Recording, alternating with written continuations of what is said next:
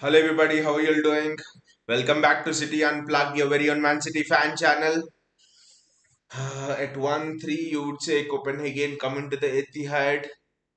The game is over, this and that, but in the Champions League, first thing is I never believe games are over, especially with Copenhagen having striking talent like Rooney Baji and Elanuzi down the right hand side. So I would never say that a tie is over in the Champions League. Doesn't matter which team is playing against which team. That doesn't matter. City is playing against which team. Until the final whistle, nothing is done. A lot of talk. Even the commentator was actually speaking about, the he was speaking about the Liverpool game, to be honest, and not this game, but the atmosphere at the Etihad looks superb. But I think this game is as important as that Liverpool game.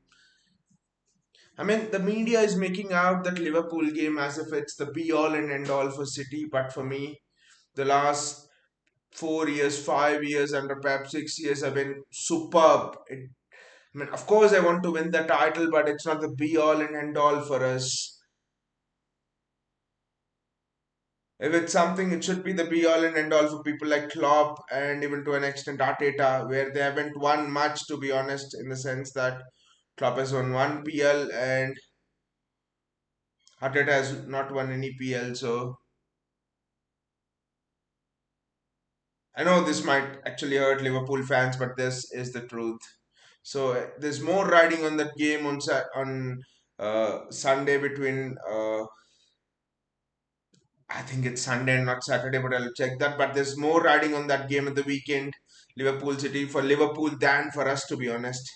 Even in the game against Etihad, Arsenal and us, there's more riding on it for Arsenal than for us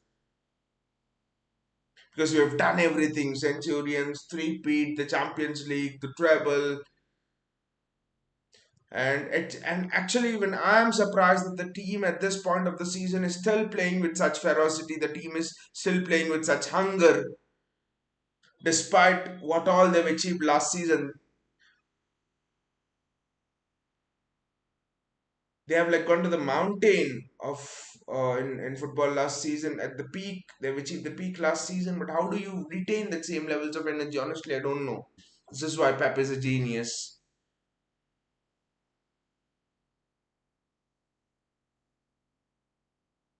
Rico Lewis on the right hand side. Interesting with the team selection today, especially Oscar Bobb and Rico Lewis. I would keep a keen eye on the positioning of Julian Alvarez because as you have discussed before, whenever Julian Alvarez has played close to Haaland, he has been superb. He's been unplayable. But whenever Alvarez is coming to the midfield alongside Rodri and stuff, like he's played against Chelsea, he's been very bad. But today, I expect a world class Alvarez because Kovacic is there. Whenever Kovacic is there, that means Alvarez is just going to play off Haaland, which I think is his best position.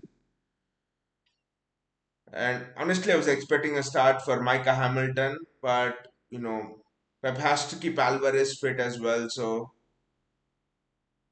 and Alvarez happy. So I think he started Alvarez instead of Micah Hamilton. Not a straight start, but that should be the only reason because the way Micah Hamilton performed in the one chance he's got has been very good. Countanya is there. Hey, Countanya, how are you doing? He says, finally Kovacic playing. Expect a more controlled game today. Kovacic is a master at it, Countanya. The previous game as well, I think the game before United as well, I think the Brentford game as well, Kovacic was just superb. The Luton game as well, Kovacic was just superb. But again, that's the problem, right? Countanya, how do you play Ford and De Bruyne, Kovacic, Bernardo Silva, Rodri, in the same team basically? Because all of the players I mentioned, every one of them want to play in the midfield. At least their best position is in the midfield. So how do you satisfy everyone? Because if Kovacic plays, it means only one of De Bruyne or Foden can play centrally, and which inevitably means Foden gets pushed onto the wing, which means you're taking out most of his abilities. So It's the Kovacic dilemma, like I put it.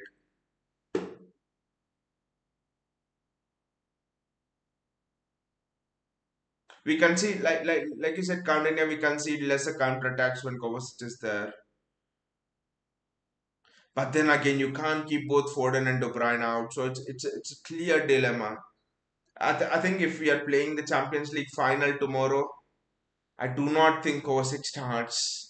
Just for an example, if you're playing a championship semi-final, final, whatever, or against a big team, do not think Kovacic starts in Pep's best team. What a goal! What a goal! It's Manuel Akanji. If only he would score that in the Premier League game against Liverpool at the weekend, I would get some fantasy points along with the bonus. Well, Manuel scores such a goal in the Premier League as well. I'll get some bonus points. Wonderful finish from Manuel Akanji and City 1-0 up just like that. City showing why they are champions. The best thing here is the hunger and the desire. City showing the hunger and the desire has never died from what happened last season, and that is the mark of champions. Mark of champions is more you win, the more you want to win. Until the day that is there, you just keep on competing till the last minute. The results can be anything. It's important to compete till the end, but what a finish that is. Erling Haaland should learn something from that, to be honest. Coutinho says that's the trade-off: control for creativity. Kovacic, I think Coutinho is, to be honest, Kovacic is creative in his own way, but I get where you're coming from. He's not as creative as De Bruyne or Foden, but he's creative in a different way, right? We associate creativity with passes, with beautiful crosses, right? But for me, creativity is also having the ability to take the ball and run through the press.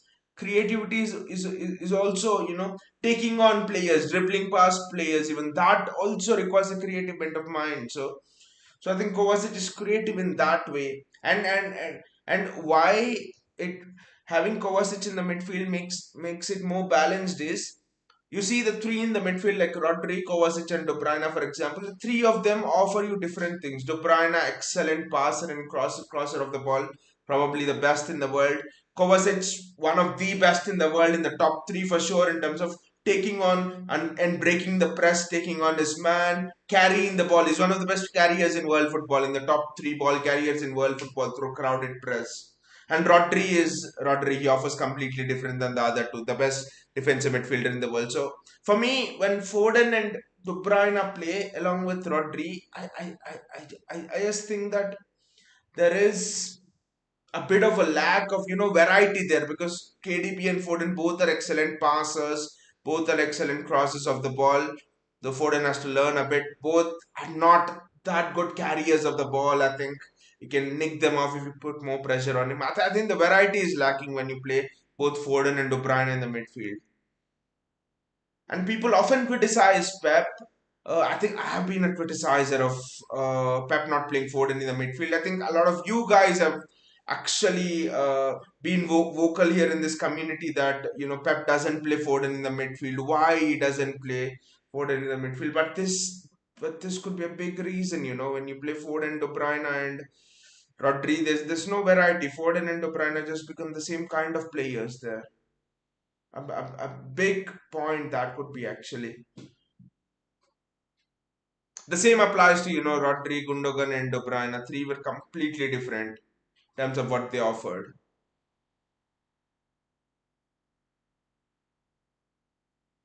That's why when people say bring on Florian Wirtz, sign a Jamal Musiala, I'm like, it's fine. Musiala, and that's an excellent run there. Oscar Bob is gliding through space, and that's a corner. You look at Oscar Bob gliding through space like that, and you think David Silva is it, and you have to, watch it more keenly to see that it's not David Silva and it's Oscar Bob. The way he's gliding through space, I do not think you need a Florian Wirtz. But yeah, when people say sign a Jamal Musiala or sign a Florian Wirtz as KDB replacement, but then I'm like, okay, but Foden and Florian Wirtz or Foden and Jamal Musiala, that's another good header. But what different? That's another goal. It's a mistake by the goalkeeper there. It's a mistake by the goalkeeper. The Copenhagen goalkeeper is actually very good, but Julian Alvarez, it's a good long shot there. It's a clear mistake by the goalkeeper, but if you don't, you miss all of the shots that you don't take. So kudos to Julian Alvarez for taking that and 2-0 up City.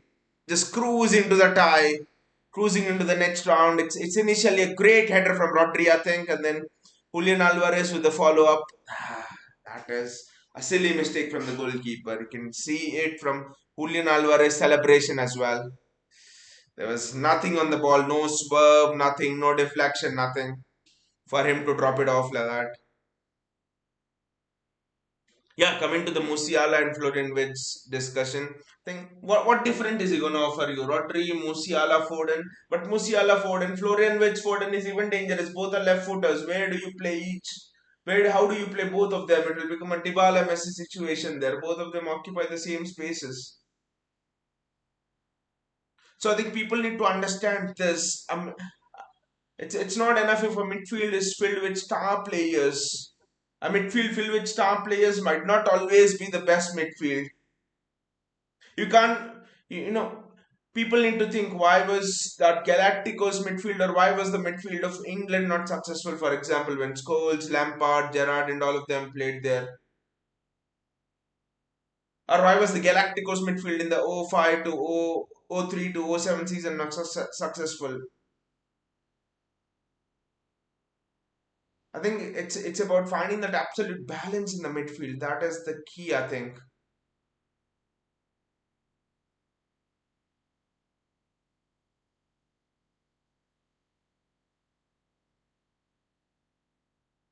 This is wonderful from Rodri there. Julian Alvarez carrying the ball. Interesting that Julian is playing on the left hand side today. And Oscar Bobb is playing through the center. I think it's Kovacic who's down.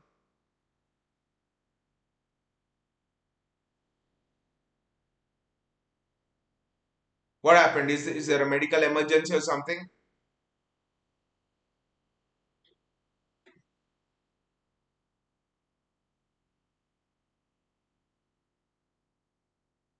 I mean, Arsenal is a clear example for people uh, looking at the balance in midfield. See, Arsenal were performing poorly when he played Declan Rice at the base of the midfield and Odegaard and Kai Havertz with Gabriel Jesus as a striker.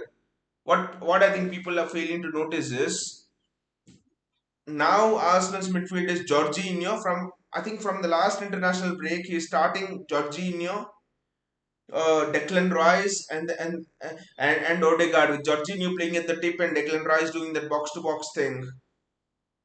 Look at the balance of the midfield. Three variety. Havertz and Odegaard were doing the same thing. So again, balance was not there. So interesting point again.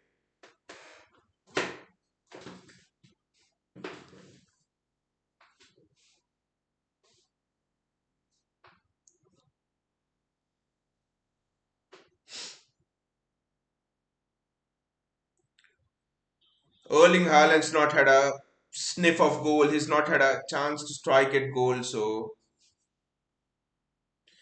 I think I would like him to have couple of chances at goal because you cannot do the mistakes which you did against United in terms of shooting. Haaland needs to be spot on. He just cannot miss those open goals like he did against United.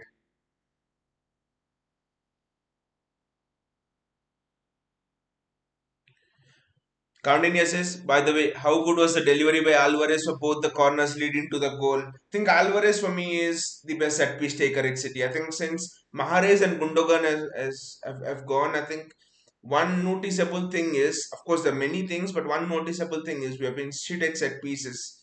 You're getting 15 corners and the opposition's biggest threat is your corner. That's how shit we are at set pieces right now. I think Alvarez is the best set piece taker at the club. Even free kicks, I rate him above De Bruyne and Haaland. But the only problem is he can't start. You cannot start him every game because that just brings a whole new headache. Again, it's interesting, Coutinho, that is actually starting on the left hand side today because I've never seen him play on the wing for City.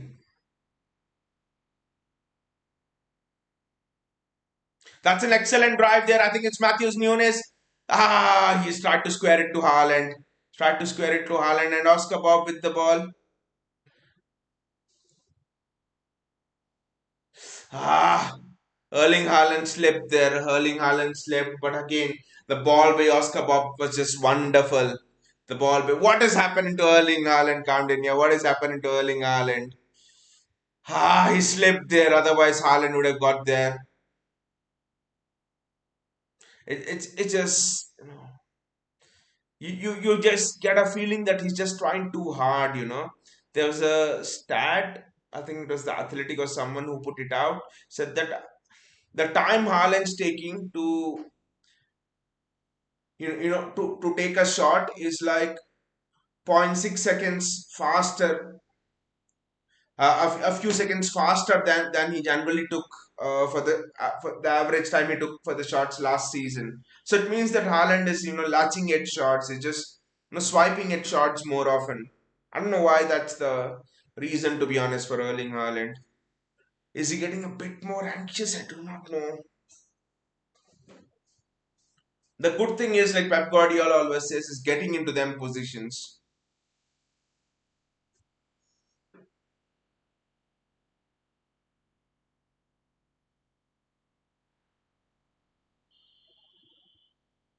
That's a good shot. City have been defending much better today.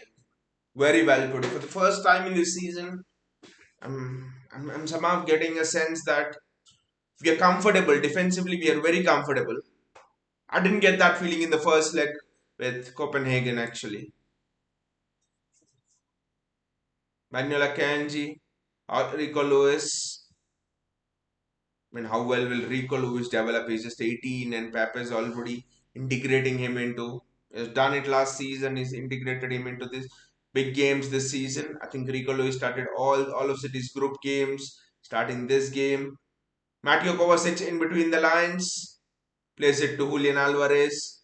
Matthews Nunes, Josko Guardiola does extremely well. Matthews Nunes takes it. Nunes to Rico Lewis, who's holding the weight there.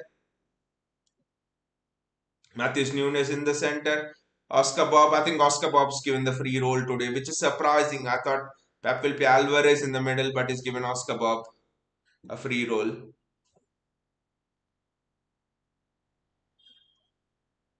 JSK says, JSK, how are you doing? He says, wait, who scored? I'm not watching the game today.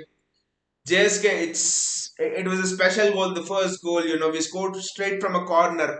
Julian Alvarez with the corner, Akanji scores a volley. It is one of the best volleys you'll see this season. Very difficult volley, he controlled it and scored.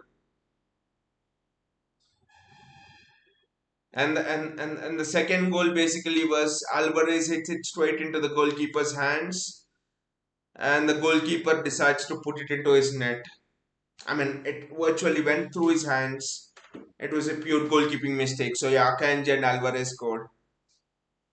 But the best thing JSK today is Alvarez is playing on the left, which we have not seen, which we have never seen with Alvarez since he has arrived at the club. Alvarez is actually playing on the left. And Oscar Bob is given a free role, an attacking midfield role. And Oscar Bob till now has been wonderful. He's been excellent in that role.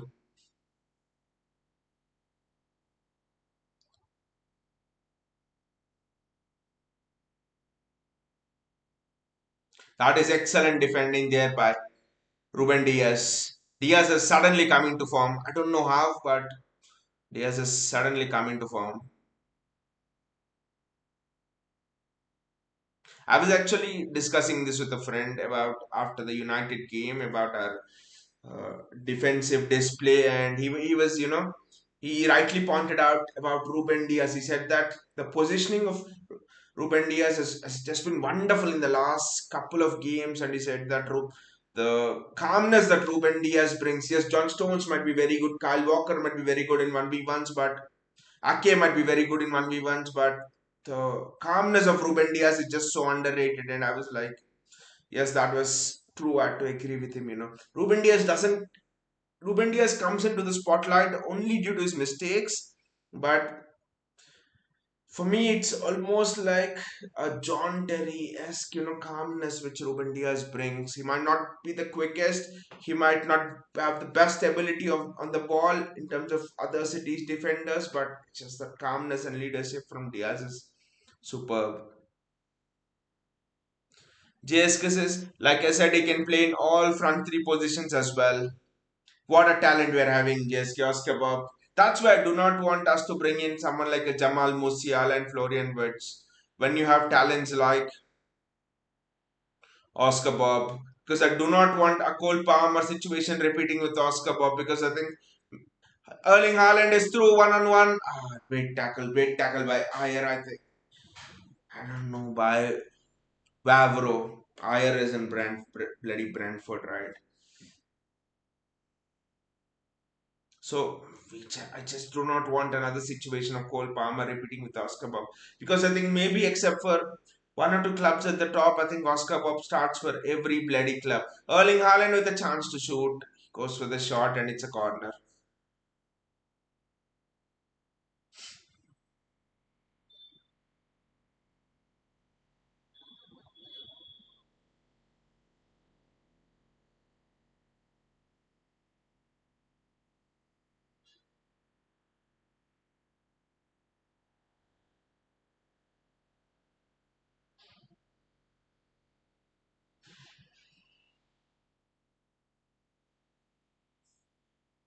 That's another corner for City.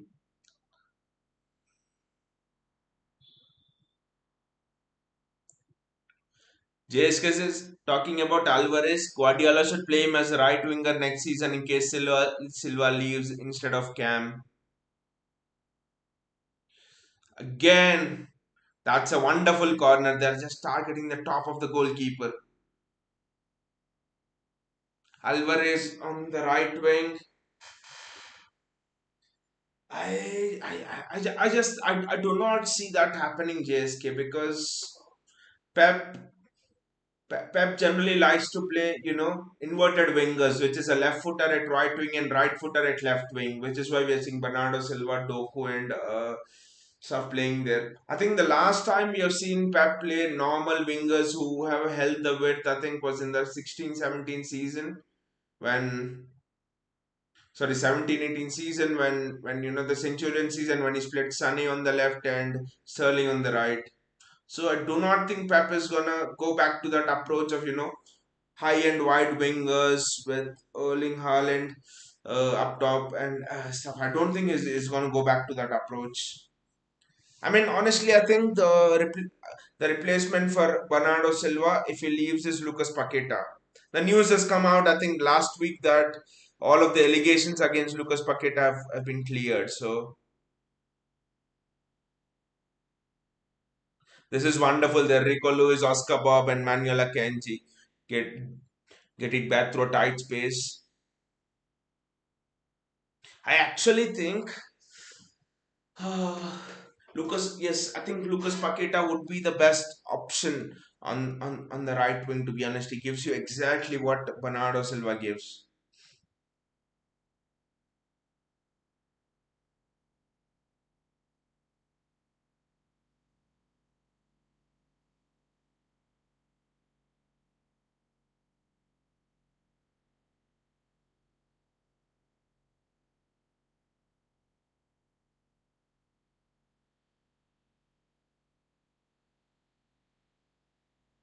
This is wonderful passing there. Oscar Bob receives between the lines. Look at the skill from Oscar Bob there to evade 2-3 players. That is wonderful from Oscar Bob. Great skill from Oscar Bob there. He's almost done an elastico, which Ronaldinho does.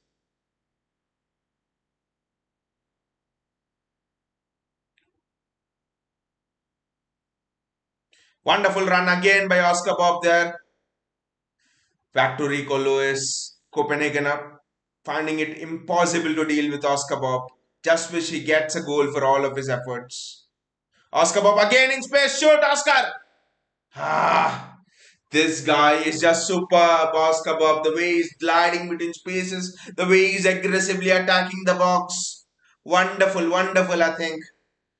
This is why Pep Guardiola chose Oscar Bob over Cole Palmer. He said there was a choice and I choose Oscar Bob over Cole Palmer just because of his ability to play multiple positions and move in tight spaces. Pep said Oscar Bob is one of the best players he has seen in terms of, moving in tight spaces. Not the best, one of the best, obviously, because Pep has worked with some insane players, tight spaces, no less than David Silva.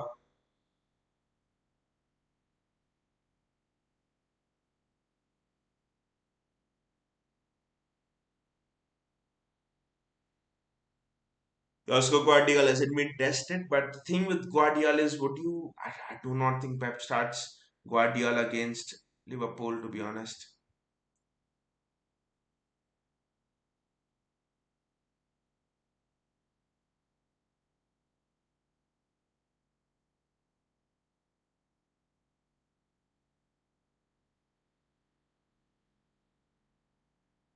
Rodri,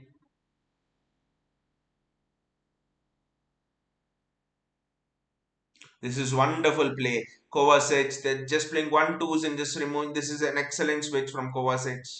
And Oscar Bob gets on the ball, and Manuel Akanji.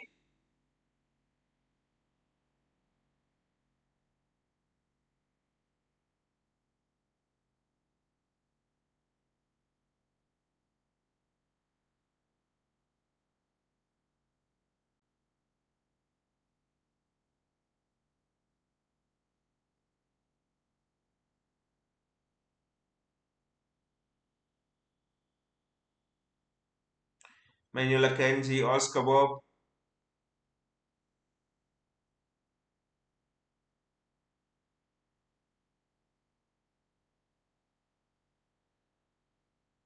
Manuel Akanji again. City are just not giving the ball to Copenhagen. They're just teasing Copenhagen there. This is wonderful football from City. Kovacic showing why he's such a metronome in that midfield. Just keeping everything ticking over.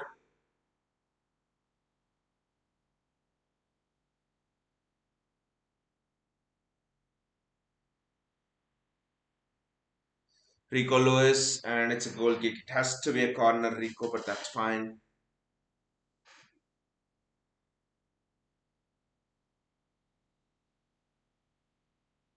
I think City need to, absolutely demolish Copenhagen here and just send out a message to the rest of Europe, rest of the footballing world that we are back.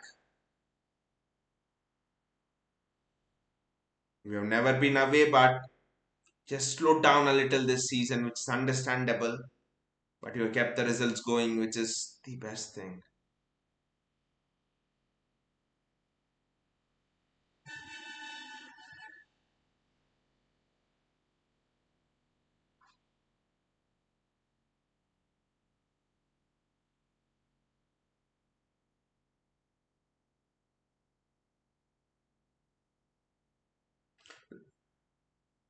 Look at Oscar Bob there, almost dribbling through the tight space. Kovacic again, his interceptions today have been top notch. He's been there everywhere, Kovacic. He's been like a rash over that Copenhagen team.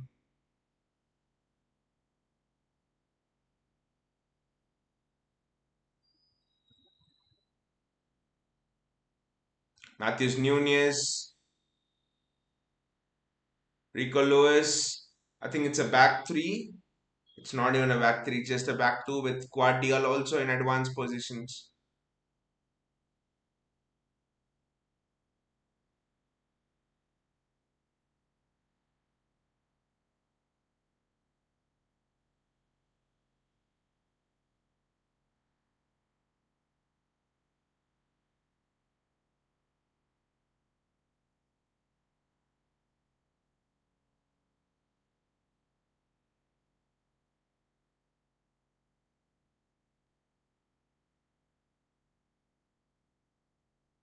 Copenhagen break on us and Copenhagen score.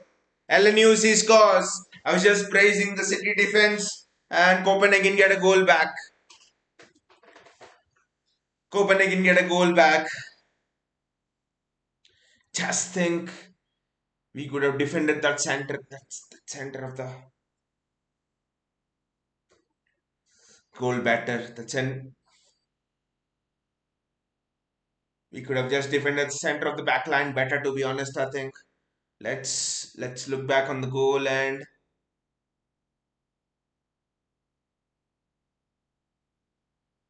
I think that final touch, just the final touch, that was in a way, I do not think that's defendable, to be honest. That final touch. Yes, that 1-2 with Elyouzi. I think Ruben Diaz had to read that 1-2 with Elyouzi. Thank God we scored two goals, because if Copenhagen scored when it was 3-1 and 3-2 and the tie was suddenly alive.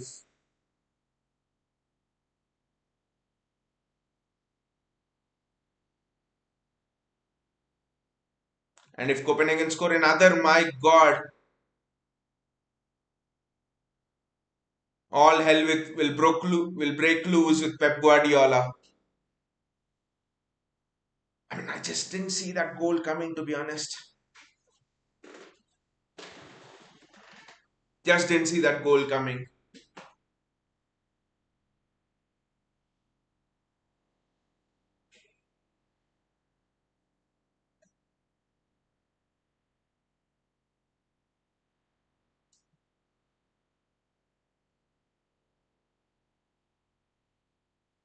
It's a Copenhagen free kick.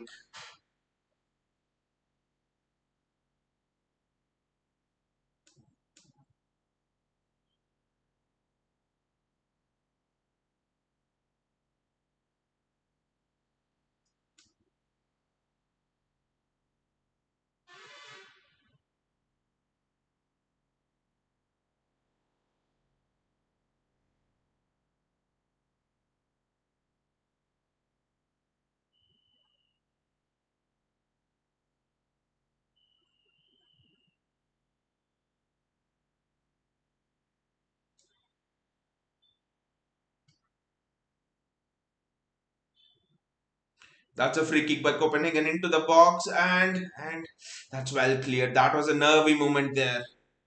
Just imagine another goal going in and the tie is suddenly alive again.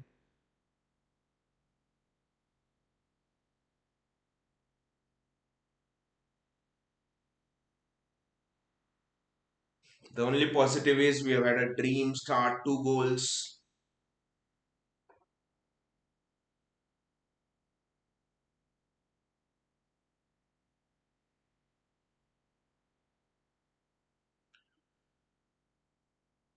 The Copenhagen fans are jumping, yeah,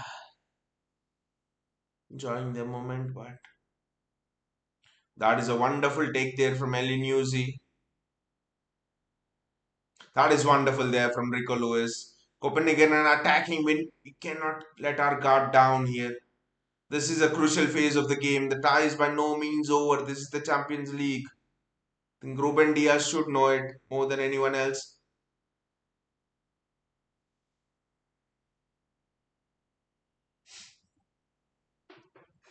That goal has given Copenhagen a lot of confidence, but again, Erling Haaland can just finish them off once for all in the counter attack, to be honest.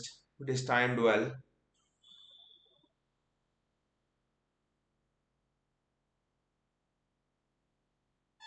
That's offside. That's well played by the City backline. That's offside.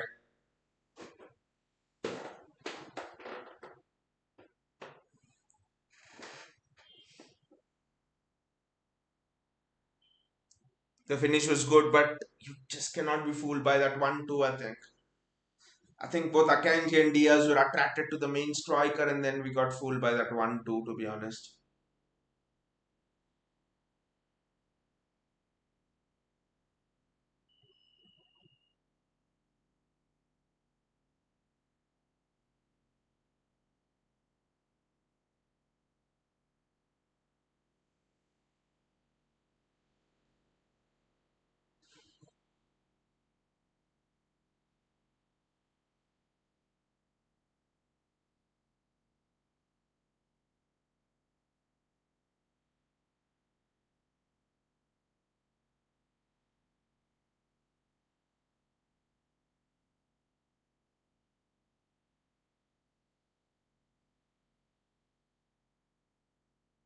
Kovacic.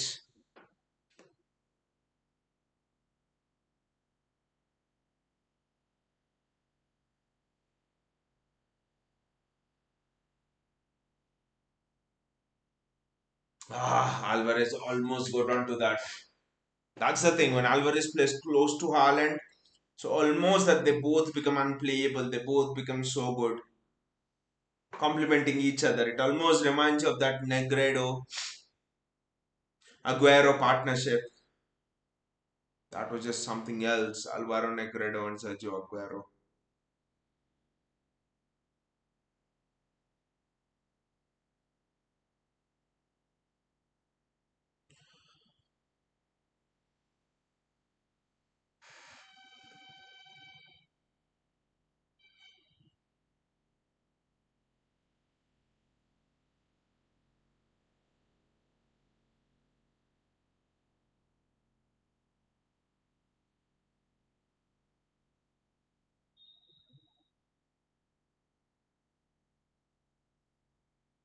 Rico Lewis needs to hold his position there. Elioniosi on that side is just killing him. I mean, it is not Rico Lewis' mistake on the first goal, to be honest, but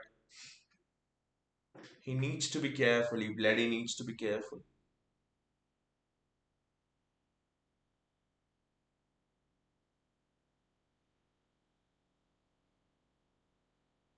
Off the ball shape. Interesting that off the ball we are having a 4-2-3-1 shape and not the traditional 4-4-2 shape.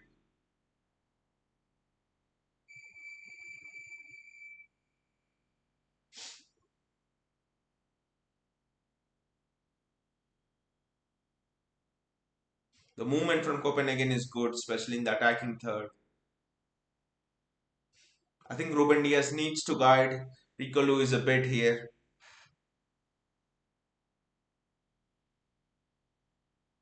It's a free kick for City. Well done, Oscar Bobb.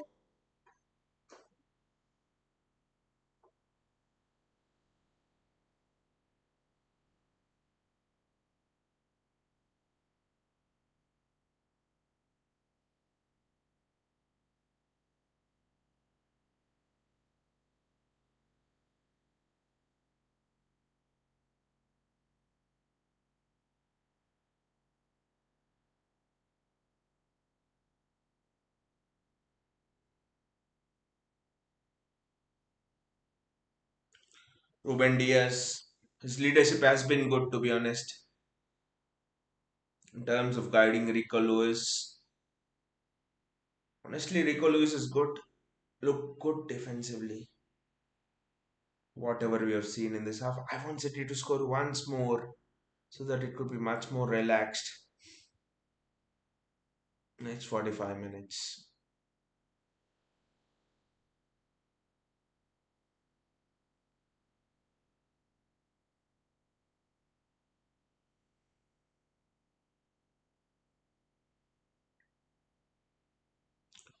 Matthews Nunes doing well. Matthews Nunes doing extremely well. He's just patched off the ball there. That's a foul on Copenhagen and they get the free kick. Nunes is not as much visible but he's actually doing very well.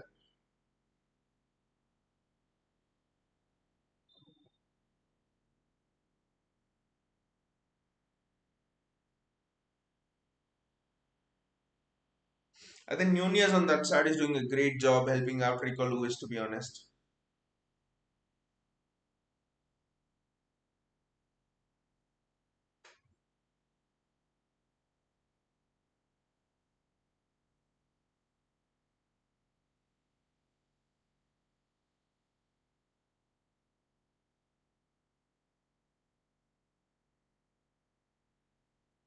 That's a throw in for City.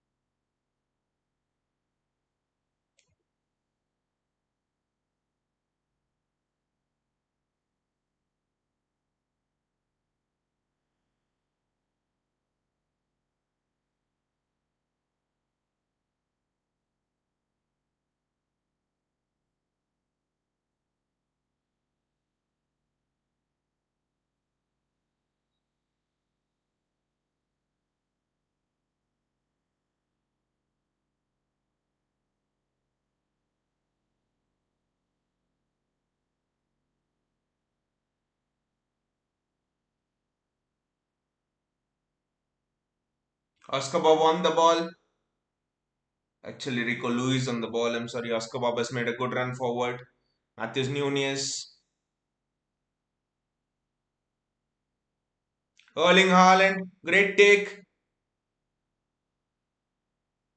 Good clearance from the Copenhagen player, and Akanji keeps the pressure on by shielding the ball well.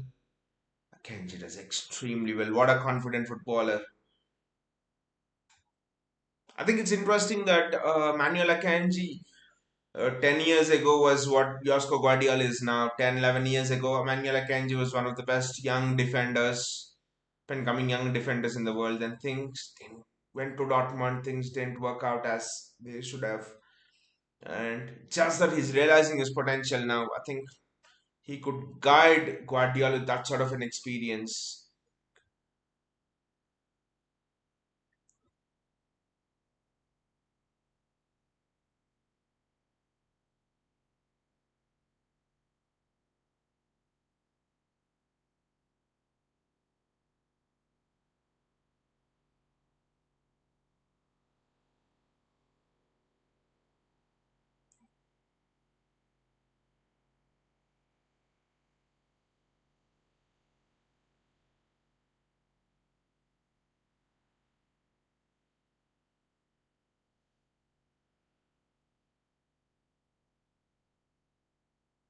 Manuel Akanji one on one with Eleni. The cross was not good, but Akanji defended it extremely well.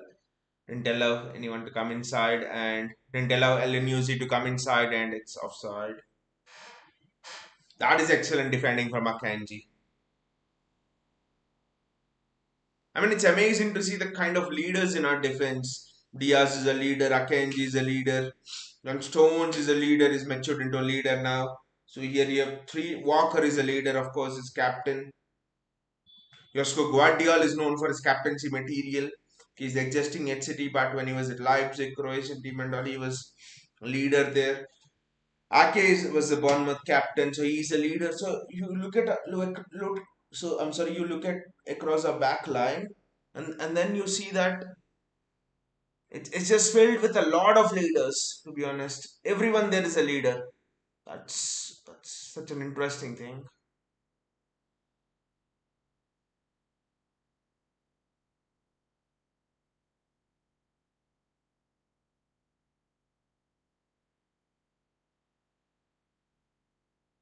I think when people look at teams like Arsenal, people look at teams like Liverpool, but to an extent, Arsenal, you have to point out people are saying Declan Rice is a leader, William Saliba is a leader, for example. So they're nitpicking there, but for City, it's not like that. You have leaders all over the pitch, right from defense to your Rodri, to your Kevin De Bruyne, to your Bernardo Silvas. There are so many leaders on the pitch there, and I think that's one of the reasons. Gundogan was there last season, as an example. So I think that's one of the reasons why we have completed the treble last season.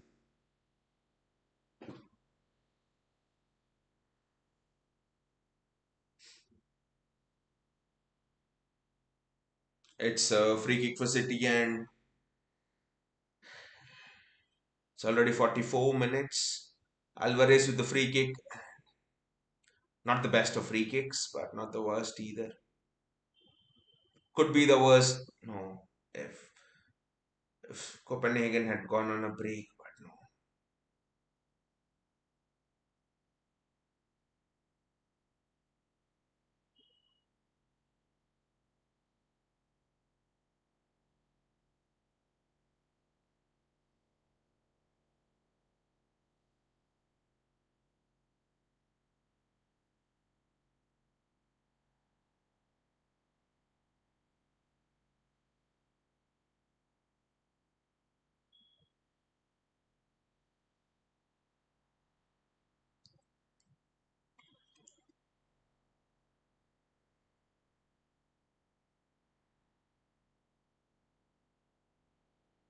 Great ball in by Rodri. Wonderful, wonderful, wonderful, wonderful. It is offside. I thought Nunez just hit the net there. It was offside according to the referee, but let us see. What a ball there by Rodri. He was offside, to be honest. Nunes does extremely well there. The defending was good, but the ball there was just fantastic. The ball from Rodri there was just superb. I think that is one of City's trademark balls, like for United's. I mean, sorry, against United, Haaland's miss, Rodri to Foden, Foden nets it back to Haaland, Haaland misses a chance. We've seen against Forest as well. I think City against Forest, uh, Rodri to Walker, Walker to Foden goal. I think that is one of City's trademark moves. But the ability to play that pass is just superb. Just imagine if the rumors are true and someone like Joshua Kimmich joins us. Just imagine his ability to play that pass. Because he is considered to be one of the best long range crosses of the ball in football.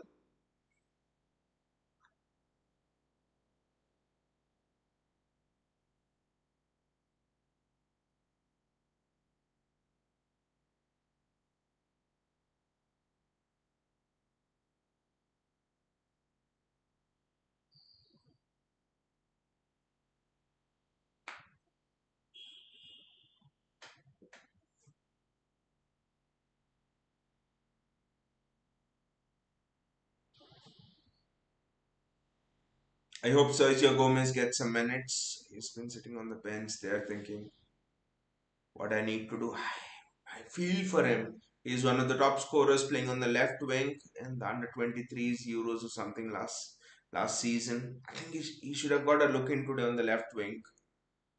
But then Alvarez also has to play. You can't give Haaland rest because Haaland needs to get his confidence up after that United miss. Yes, he scored a goal after that United miss, but I don't know why I feel Haaland's confidence is just not there.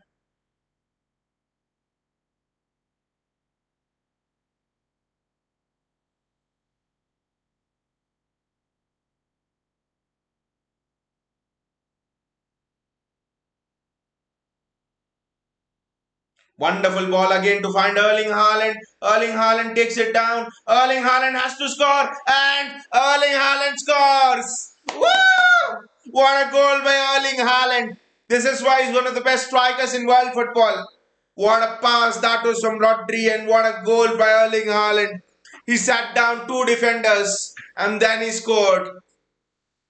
What a goal that is by Erling Haaland. What a goal that is by Erling Haaland. Everything about that goal was about the cross, about the long range pass. What a pass that was from Rodri. Was it Rodri?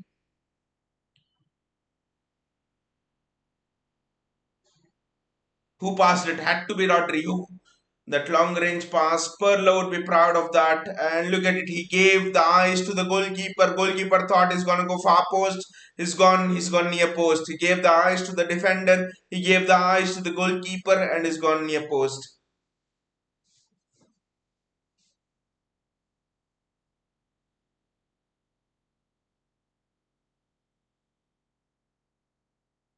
What a goal by Erling Haaland to end the half. Wonderful finish. Can someone let me know who was the assist? Who has the assist for that? Let's actually look at scores from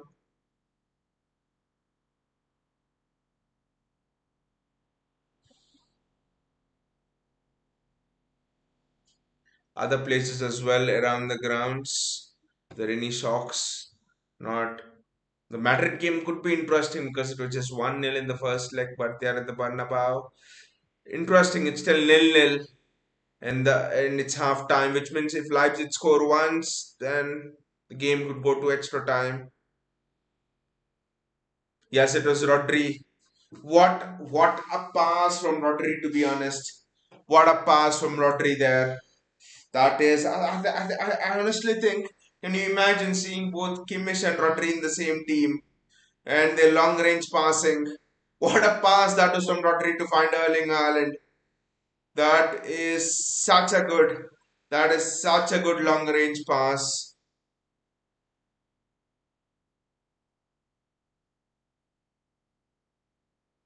I just don't have words to describe that pass. What a pass. Bayaji is here. Hey Bayaji, how are you doing? He says, glad to see one of our defenders scoring from a very well taken corner. It's a corner well taken in ages, Bayaji. When was the last time we have taken a good set piece? I mean, the Spurs game is the one, the FA Cup Spurs game is what comes to my mind. But other than that, generally when we take corners, I'm like afraid that the corner doesn't turn into a goal kick for our opponent. Sorry, for the corner doesn't turn into a counter for our opponents. It's actually so bad. We have been so bad on set pieces, to be honest. And the finish is super. But Bayaji, what do you think about the long range pass from Rodri? I thought it was exceptional. I thought it was one of the best long range passes I've seen in a long time. I mean, De Bruyne's pass to Oscar Bobb is there, and that is much more highly rated. I know because of the pressure. We were under, and De Bruyne had to get it right. Newcastle, that was probably the last kick of the game. But but the pass to find Haaland in between the lines, wow. Just imagine if Rodri could execute such a pass against Arsenal, their entire pressing will be gone. Their entire midfield structure will be destroyed. This could be the template on how we play Arsenal and even Liverpool as well, to be honest, because both Arsenal and Liverpool love to play a high line. They love to compress. And just imagine we go to Anfield and just start playing long balls with De Bruyne dropping a bit deep and Rodri, playing those long balls. That would be such a shock for Liverpool. Interesting, interesting. But anyway, the pass from Rodri was exceptional. It was just for a moment I thought I was seeing another Perlo.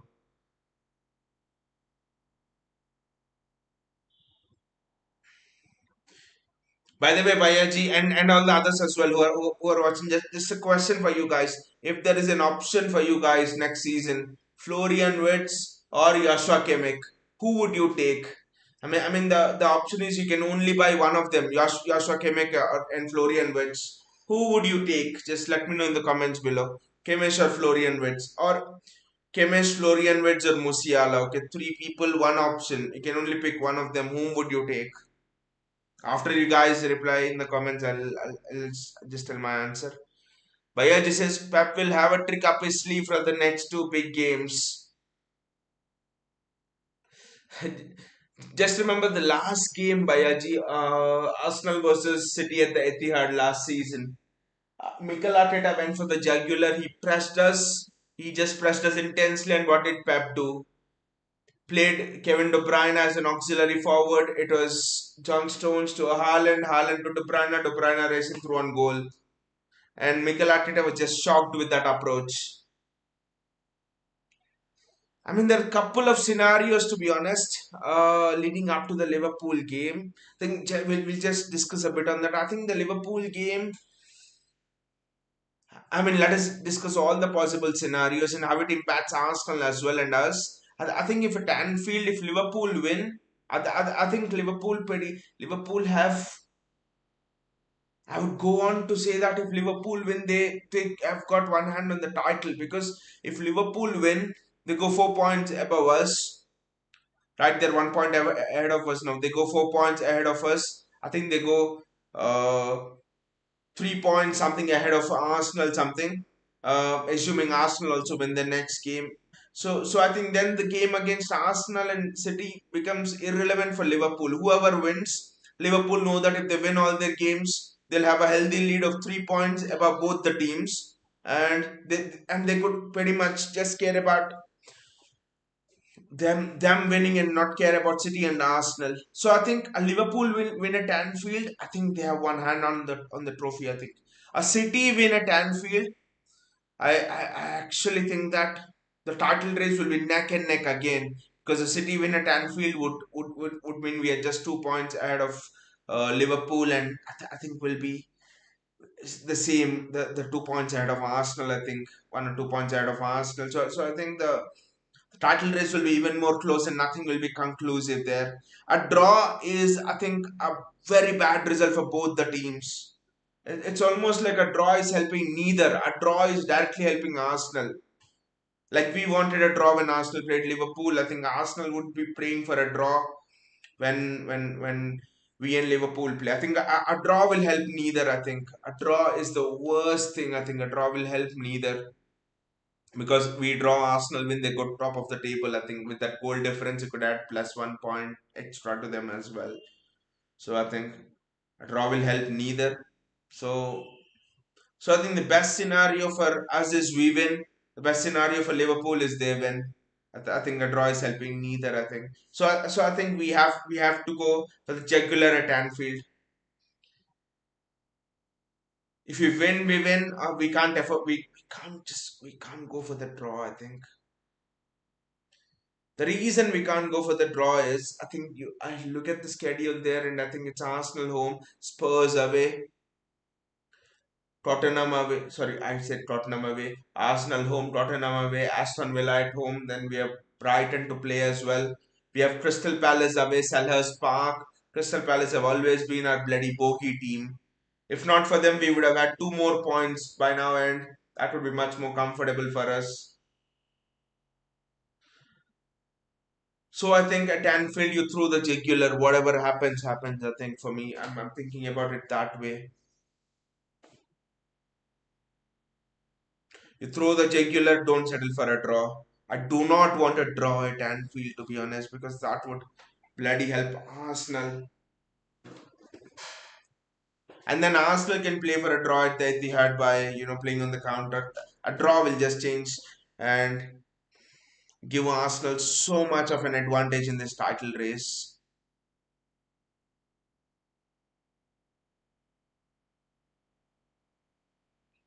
I maybe think I would even go to this extent to say that maybe we win the match at Anfield, and I think we pretty much could have one hand on the title, to be honest, if we win at Anfield, because that would first A give such a boost, B it would just demoralize all the opponents, especially Arsenal will be thinking and Liverpool will be thinking they've come to our home and defeated us.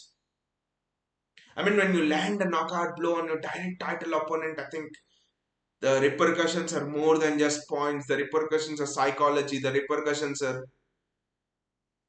we will have stuck a psychological blow to both Liverpool and Arsenal if we go to bloody Anfield and beat Liverpool.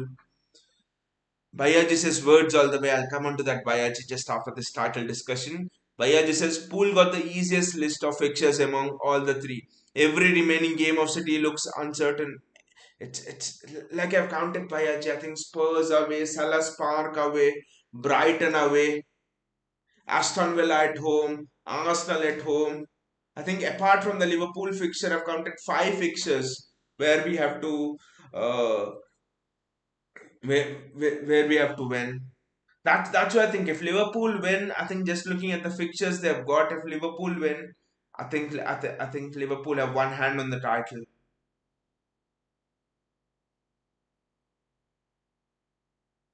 A draw would be the worst result, I think, for both of us.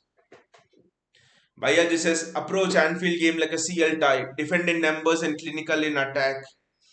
That's why I was so delighted Bayaji with Haaland's finish. Haaland needs to be extremely clinical. Haaland just can't afford to miss half chances. Haaland needs to convert half chances into goals. And I just think we need to go into that Anfield fixture. Almost like kings used to do battles. Either he wins or you win. There's no middle ground. I think we need to approach that Anfield fixture like we're striking at we're striking at a big enemy, and when you strike at a big powerful enemy, you better ensure he falls. You better ensure that you just knock him out. Better ensure that you just finish him off. I think that's how we need to approach the Anfield fixture. And just imagine, Bayaji, that we win the Anfield fixture. I think we win the Premier League title, because the blow we give Liverpool, they will not be able to recover. They will drop points again in whatever their fixtures might be. because that will be the kind of blow. Because when your champion contender defeats you, then you just begin to feel they might deserve more than me, especially at this time of the season. Look at what happened to Arsenal last season. They were at 1.8 points ahead of us and stuff, and we just landed that knockout punch on them, and they just didn't recover till the end of the season. Just approach that CL game like a knockout where you have to win, I think. A draw would mean you just survive for another day. A draw would mean it would just maybe be a bit of a slow death for me, I think, where because looking at the amount of fixtures, uh, amount of tough fixtures, and you throw in FA Cup games, FA Cup game against Newcastle, even though it's at home, it will not be easy. You throw in a couple of Champions League ties, I think, which will start in April. I think after the international break, I think a draw is just prolonging the process much more, I think. And another reason, Bayaji, is that whatever be the result, will have a clarity. Okay, for example, you go for the jugular at Anfield and you lose. God forbid that happen, but just a scenario. You lose at Anfield, for example, you go all out, try your best, and then okay, Liverpool score and you lose. You can focus on the CL, you can focus on getting the FA Cup. You win and you know that you're almost have one hand on the Premier League trophy. But I think a draw, and then the reason why I'm afraid of a draw is you draw there and you're not able to focus on anything. FA Cup, should I rotate the team? CL fixture coming up, what to do? Draw means we draw at Anfield means we have 1-2 points behind both of them. We still have a chance. It's the hope that kills. The my worst fear is we go for all the three and we end up with neither, or we end up with the bloody FA Cup. That's my worst fear. I would, at this stage of the season, I would pretty much have clarity and go for one competition all out, be it the CL or be it the PL. Throw in the FA Cup, which is there, but either the CL or the PL, because okay, 4 times. Okay, 4 times PL is history, and I would love it. 4 times PLS, no one has done it on the bounce. But retaining the CL as well, right? Even that would make us immortal. Only Real Madrid have retained the CL, and that's it. The legendary AC Milan teams, the legendary Inter Milan teams, legendary Barcelona teams. No one has managed to retain the CL except that Real Madrid team. So that would not be bad as well. Two CLs back to back. The only thing is I'm looking for clarity. Baya says in 2 seasons, Bob will become the next David Silva. So elegant and intelligent on the ball. Keep playing him regularly. I don't know why Bayaji, but watching Oscar Bob, it makes me feel like he moves in tight spaces like a David Silva and he attacks the box like an Ikai Gundogan. He has that, Ikai Gundogan has that, like Peter Dury described, Ikai Gundogan has that little bit of a mischief in his gameplay. He arrives in the box late, he arrives in the box aggressively. He wants to take chances in the box. I think for me, Oscar Bob is that kind of a player. Oscar Bob is David Silva combined with Ikai Gundogan. And the best thing about Oscar Bob is he's having that sense of goal, which David Silva unfortunately didn't have. So Oscar Bob for me, that's another fear. That's another fear by Aji when with the Florian Wirtz thing. To be honest, that's another fear for me. That if Florian Wirtz come, where do you play Oscar Bob? Because for me, Oscar Bob's best place is in the middle. For me, Oscar Bob could be For me, Oscar Bob could be the one who is replacing Kevin De Bruyne in the middle of the pitch. He is not an obvious replacement for Kevin De Bruyne in the middle of the pitch because the playing styles are different. But I think Foden and Oscar Bob for me would complement each other very well. And I don't think City always believe in replacing right for like. There was no like for like replacement for David Silva. There's no like for like replacement for Gundogan. So I do not think we go a like for like replacement for Kevin De Bruyne. I think Foden and Oscar Bob are the future of City's midfield. Baya, this is finally rest for Rodri. Sergio Gomez comes on, and I think Kovacic will move to the base of the midfield with Matthews Nunes ahead of him, and that is a shitty thing. And that is wonderful recovery there from Mateo Kovacic. Kovacic is so underrated as a CDM. Finally, Rodri gets some unbelievable, some well-deserved rest after that unbelievable assist. Says, I actually wanted a player that you probably don't like. Uh, a player like I don't like. Any guess, JSK? Any guess? Any guess on who that player could be? Any guess from your end who that player could be?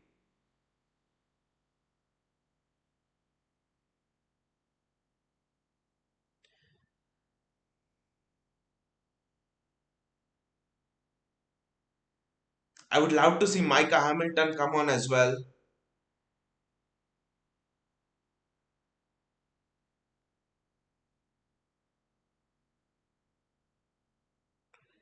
Manuel Akanji with the ball. Akanji is carrying the ball well. Rico Lewis.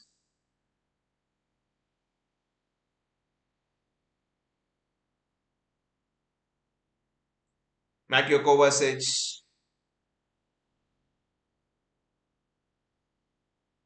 Oscar Bobb in space. Oscar Bobb, he's almost found Erling Haaland there. But look at the desire of Oscar Bobb there to go and recover the ball. This is fantastic. If not anything, that desire is what will take him to heights. There was actually the JSK's place for the Spurs.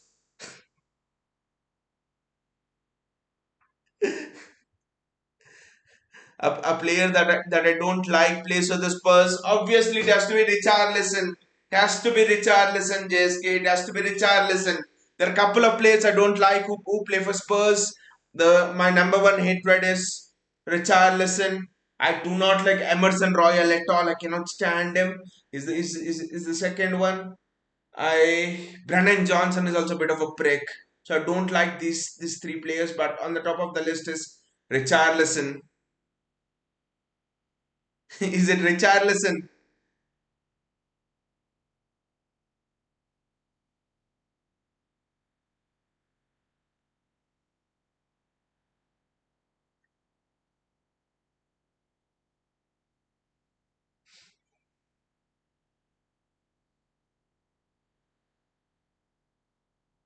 By the way, Christian Romero.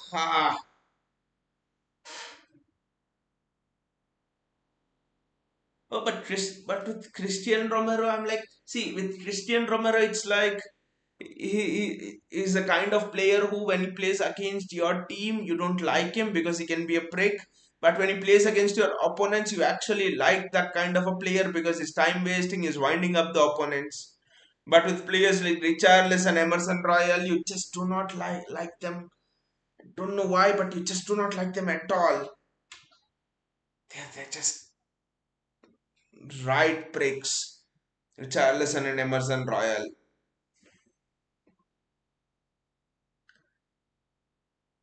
With Christian Romero, it's almost like sometimes I actually like the passion that he displays in terms of going on to the tackles, in terms of that kind of stuff. But you know who is the player I dislike the most in the Premier League? The player I dislike the most in the Premier League is Jordan Pickford.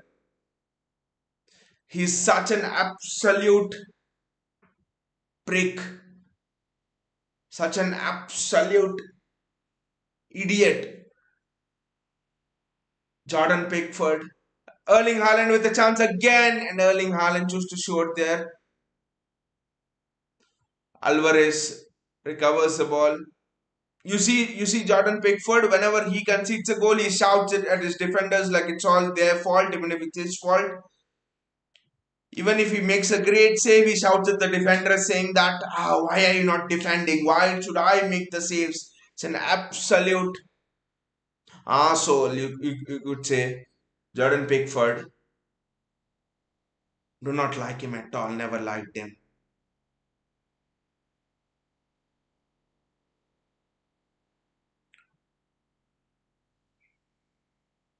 City are keeping the ball well here. By the way, there was an article in goal.com which was telling about Jadon Sancho. Sorry, it was comparing Jadon Sancho and Phil Foden, and it was telling Phil Foden's having the dream career that Jadon Sancho should have had. they were telling. I was like, the guy Foden worked so hard. He was so humble. He accepted time on the bench. He accepted the hard training sessions. Whereas Jadon Sancho wanted to arrive late to training. Jadon Sancho didn't want to put the hard yards down. Just couldn't understand how you could write the articles there. I mean, even I could write just based on talent that uh, Paul Pogba should have had the career that Zinedine Zidane had. But just look at the hard work and commitment of both the players. Pogba is one of the most laziest prick you'll ever come across, I think.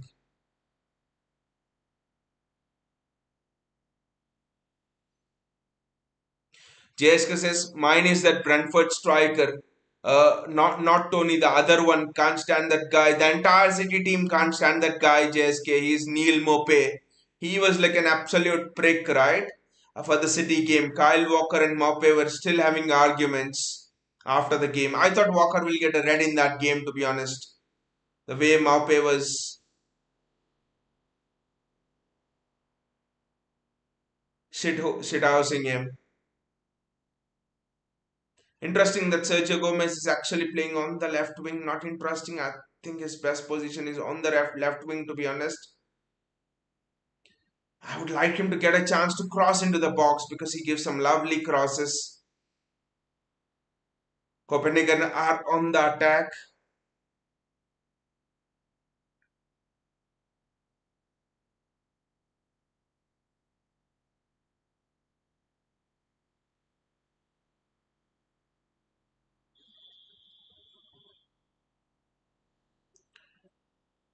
By the way, I think JSK, if Romeo Lavia hadn't left, it would have been exciting to see a midfield of Lavia, Oscar Bob, and Phil Foden. Imagining Foden also comes on. So Lavia, Oscar Bob, Phil Foden.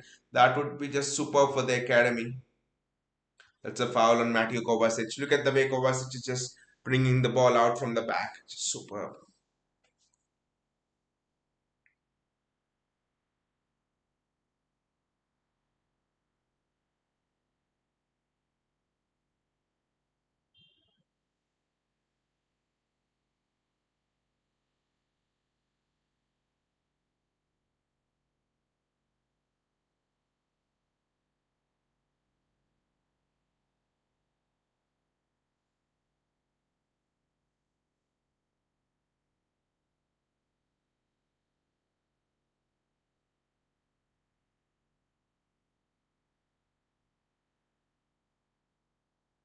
That was a great ball out to Matthews Nunez, and Nunez just can't get on the end of it. I mean, news is that Doku has also not trained. I don't know if Doku is in the subs or not, but news is that Doku has also not trained. So for the Liverpool game, then who are you going to start on the left? Which is interesting again. No Grealish, no Doku.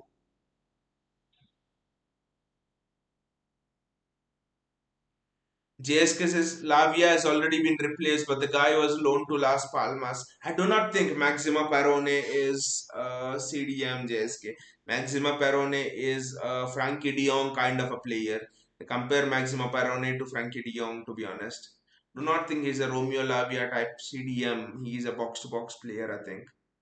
Susoho, the academy guy on the bench, is a CDM, is a pure CDM. I expect if you score one more goal, I think Pep will bring him on shortly. Susoho. I want Pep to bring on Micah Hamilton and Susoho.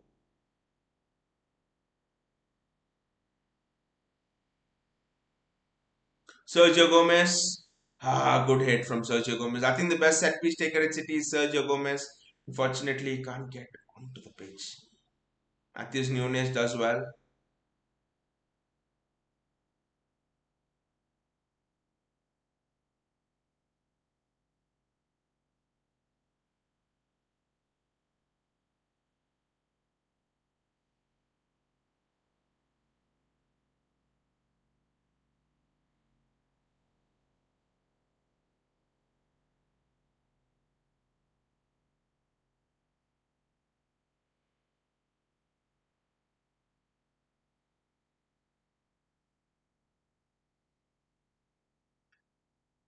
Josko Guardiol. Guardiol looks to be very good somehow after coming back from injury. Maybe he needed some rest, something like that. Erling Haaland bounces it off. Erling Haaland again. This is wonderful from Erling Haaland. Mateo Kovacic. For me, Kovacic is a better DM than Jorginho. I don't care what Arsenal fans say.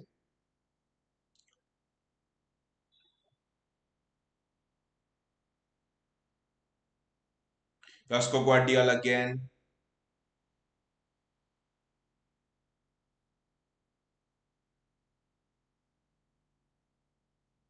Mateo Kovacic.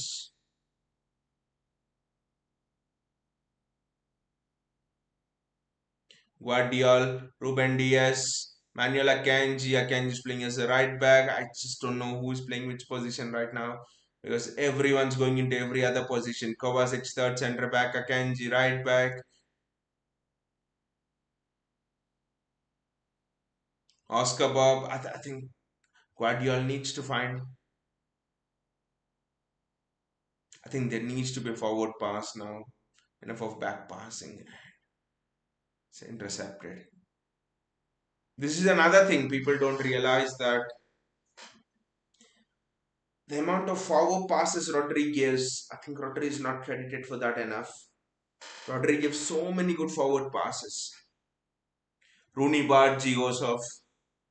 Rooney Bargi is being said as the next Rasmus Højlund. And it's as if that Rasmus Højlund is already a star. They're talking as the next Rasmus Højlund. I don't understand this.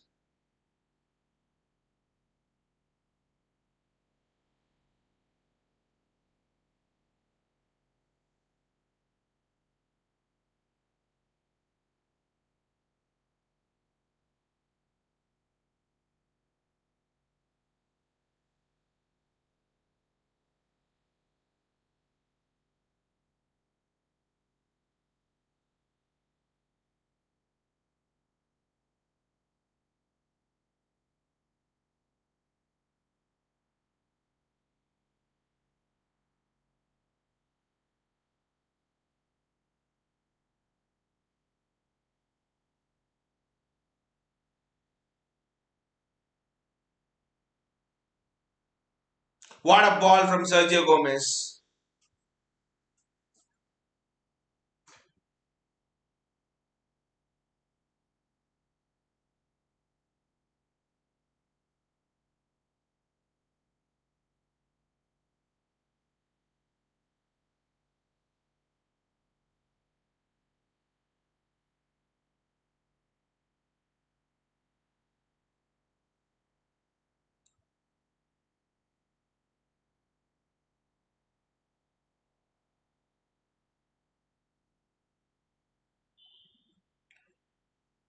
I mean, Sergio Gomez, whenever he's played on the left wing, he's just looked so dangerous. The balls he gives inside is so good. I wish Pep can find some way of starting Sergio Gomez on the left wing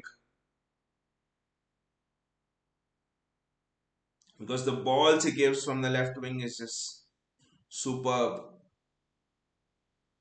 And I think defensively is better than Jeremy Doku as well. That is because he's played as a left back for Anderlecht. So Akanji and Diaz have been a rock today, and Guardiola, the entire defense just looks so good. I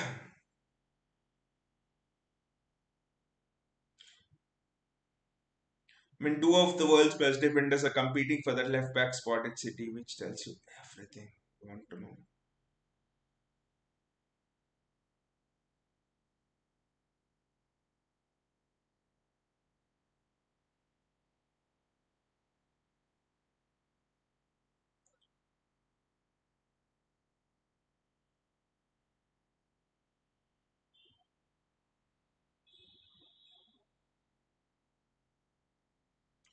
Kovacic, Akanji,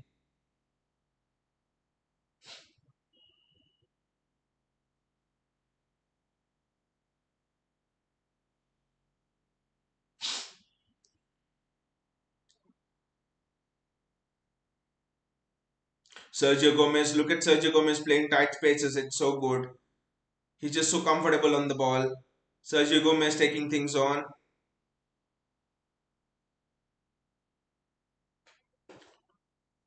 Oscar Bob, Sergio Gomez, Alvarez. This is wonderful from Sergio Gomez. Is looking to make something happen.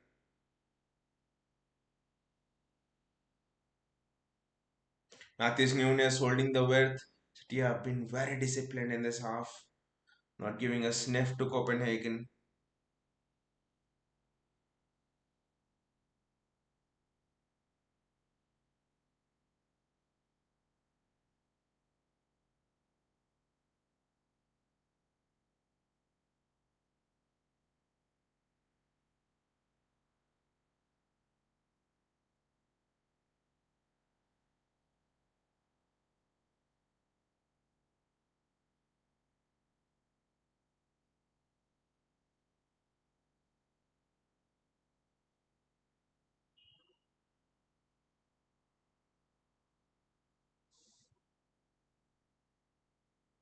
Ah, good ball in, but no one was there from Copenhagen to attack it.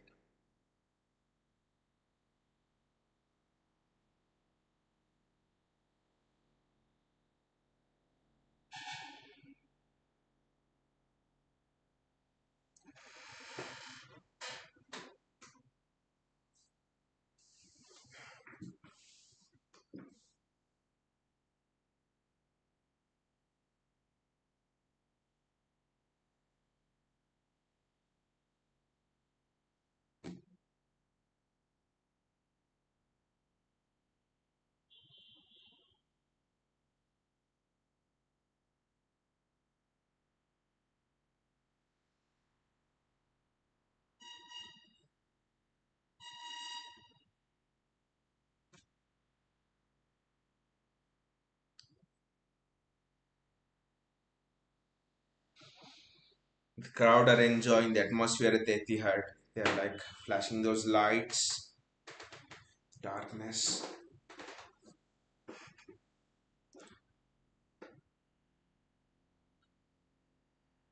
Sergio Gomez gives the ball away.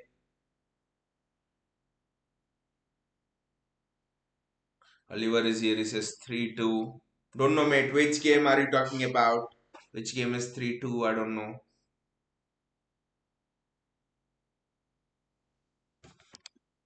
Let's just go to that Madrid game and see.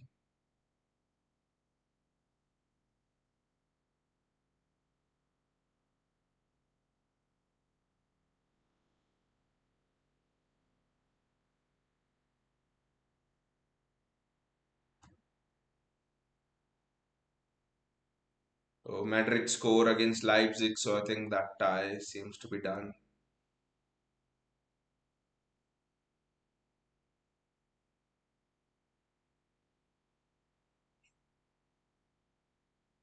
Or is it? I don't know. But yeah, Madrid seem to be comfortable there. John Stones is coming on, and I don't know why he's coming on. Why do you want to risk him ahead of that Liverpool game?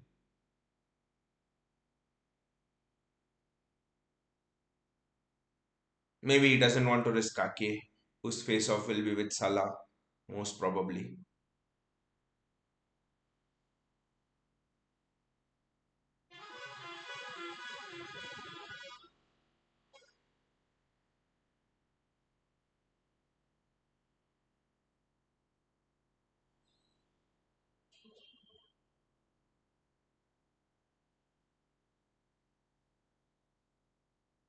Oscar Bob.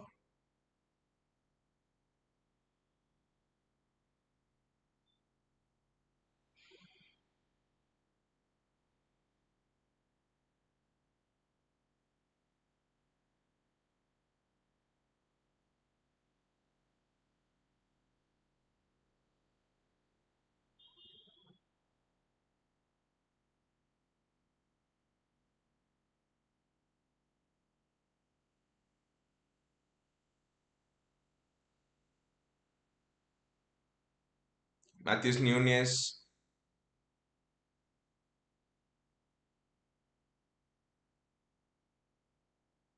Copenhagen are just not able to play through us, to be honest.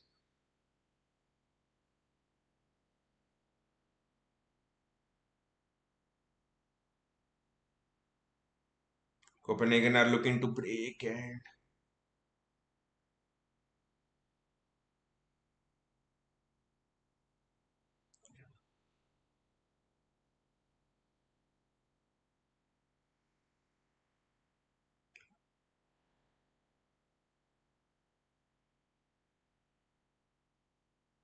I think it's offside. I think it's offside. It's a good save by Ederson, but I think it's offside.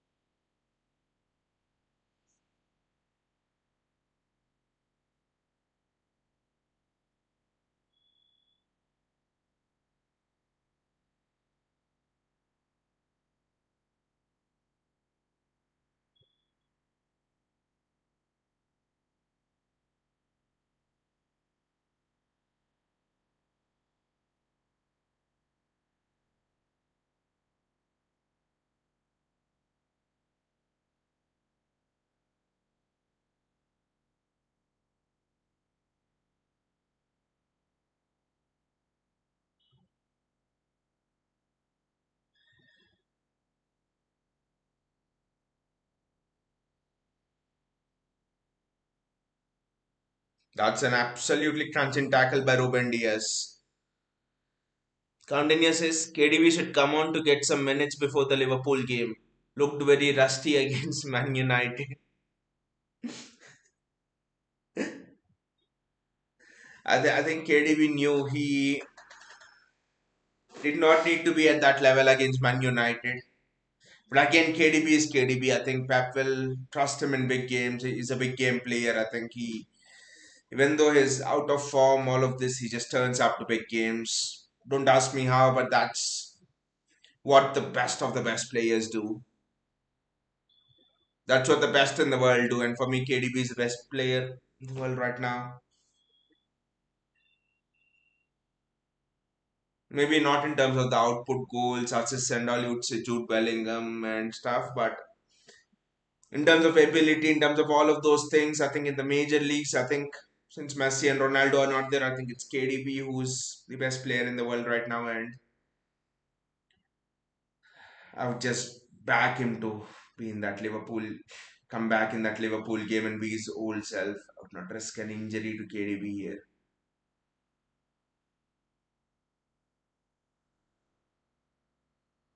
Again, for me, in that Anfield game, one thing's clear. I think you either win or lose. I do not want a draw. Because if you win, I think if we win at Anfield, I think we have one hand on the title. If Liverpool win at Anfield, I think they have more than hand on the title. I think then all of the other games become irrelevant for Liverpool. Really, they go on a 3-4 point lead over Arsenal and us. They win at Anfield, and I think that should be it for the title race. But if it is a draw, don't want a draw. We focus on the CL. So win or lose at Anfield, that's the only thing I would say.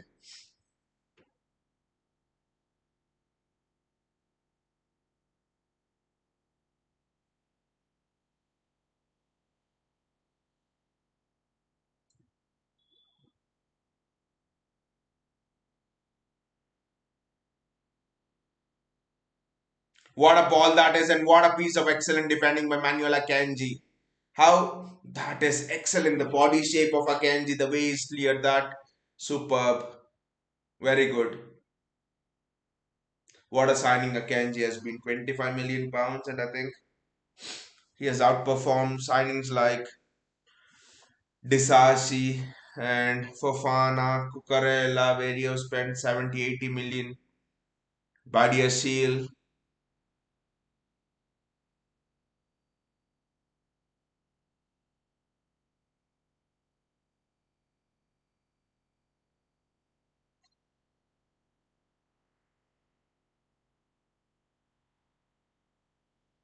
John Stones, Stones, Yasko, Guardiol, Guardiol. Guardiola is almost like a new addition at this stage for the club, to be honest.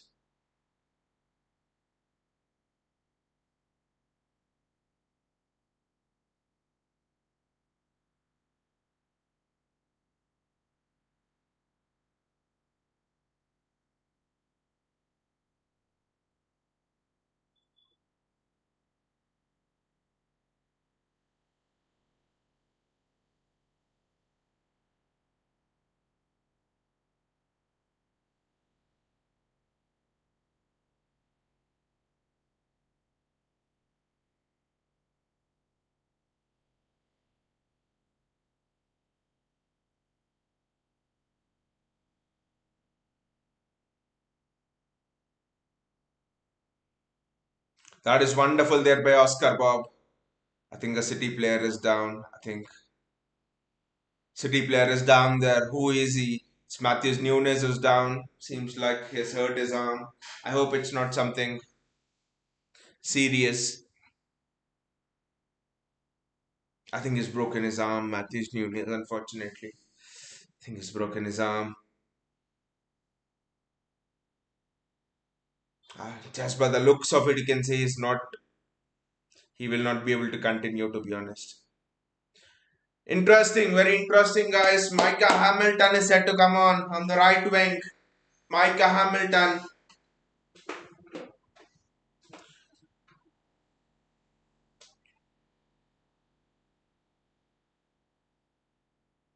You would be forgiven of thinking of him as Lewis Hamilton. Micah Hamilton is gonna come on. Wow, Guardiola is just telling go on the right wing and just demolish them. Wow, City's youth is just coming through so well. Where Jadon Sancho didn't trust, Micah Hamilton is trusting now.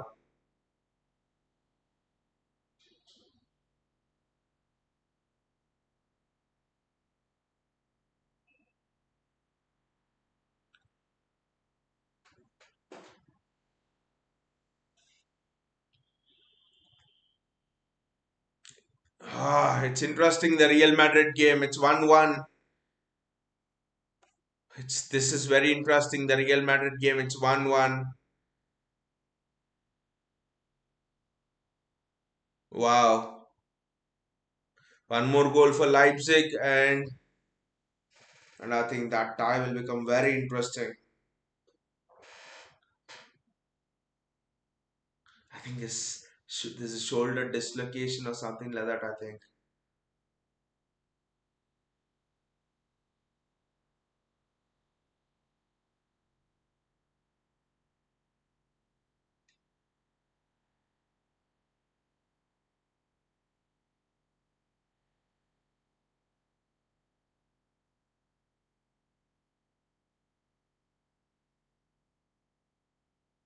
it's a non-contact injury as well. It's feeling it in the arm. Micah Hamilton comes on, but doesn't look good. But we'll have to assess because we need Matthews Nunes in the games. The fixture schedule is so demanding, to be honest.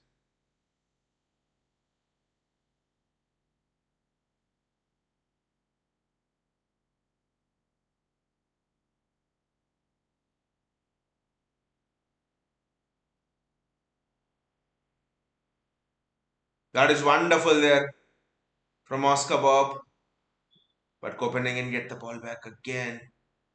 Actually, it is wonderful from Micah Hamilton there. Interesting, he's playing on the left wing. I thought he would be a direct replacement for Mathis Nunes on the right wing. Micah Hamilton is playing on the left wing.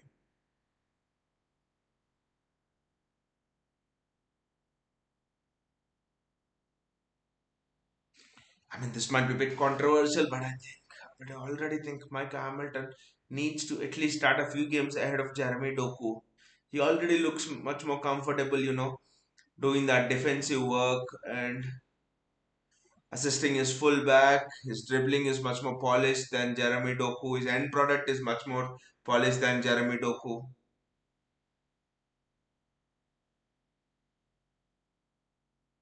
That is excellent defending from Akanji.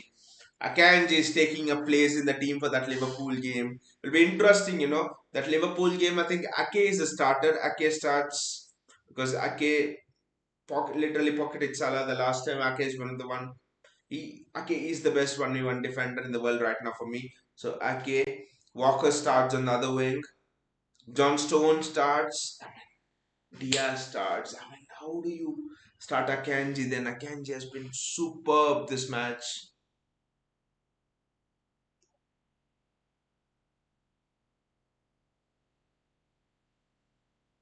Edison collects, and is there a chance for the counter?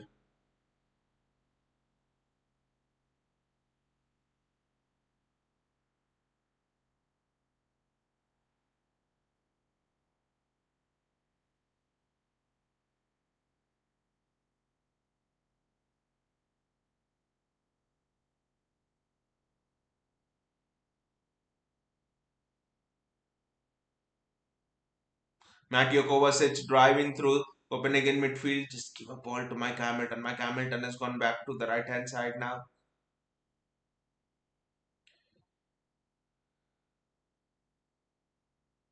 Nunez seems to be moving fairly comfortably.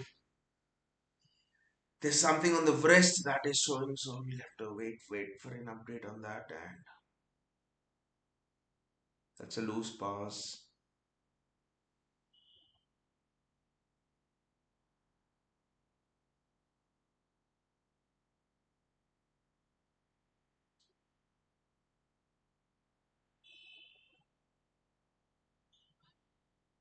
Copenhagen are driving at us again.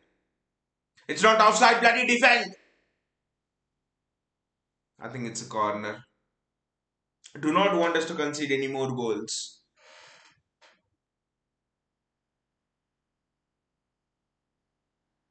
He was pretty offside, I think, in a way. I think he was offside, to be honest.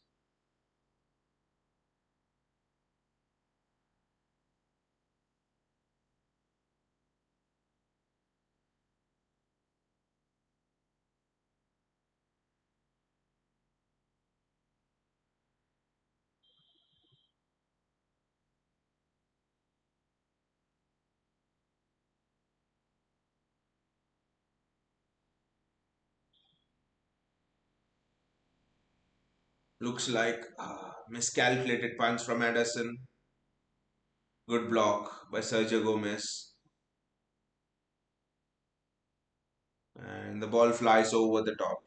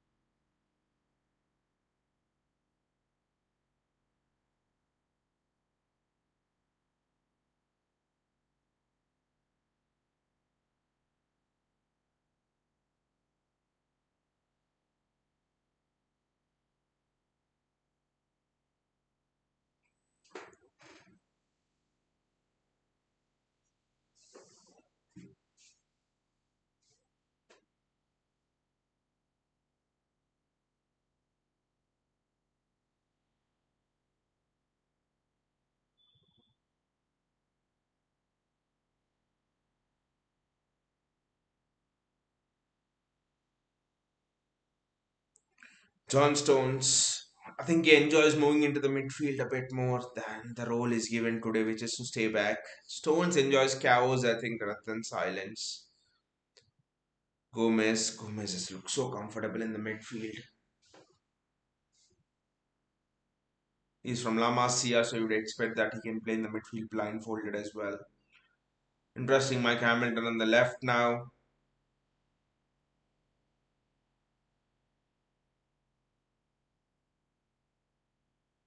80 minutes gone and Manuel City not attacking as much in this half. Maybe I think no chances created in this half by City. But I think we are resting on the ball, to be honest.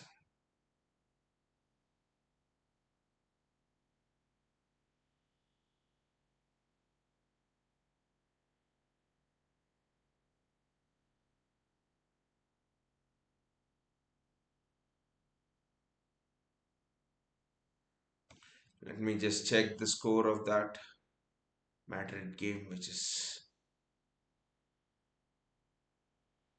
1-1.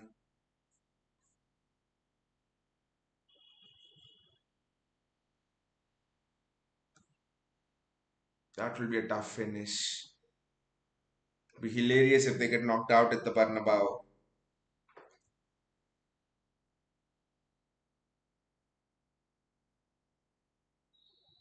That is again wonderful defending from Manuel Akanji. Akanji has been the man of the match for me today. That goal, the way he's defended, it's looked like a Rolls Royce defender. Manuel Akanji has been, he is the man of the match. City doing the Poznan, but I don't know why. It's not like we hate Copenhagen or something. No, no, no. No, I don't know why they're doing the Poznan.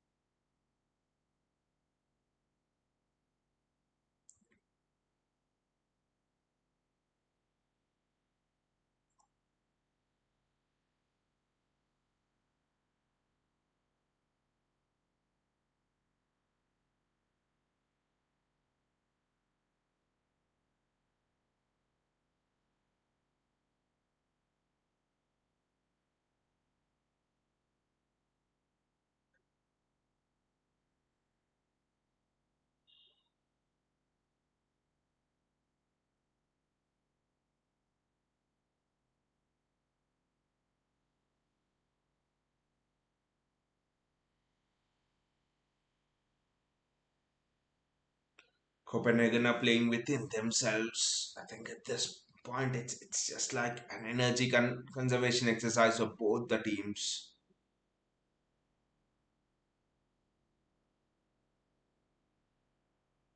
Alvarez playing up top and Erling Haaland now playing off him. Don't know what they are trying.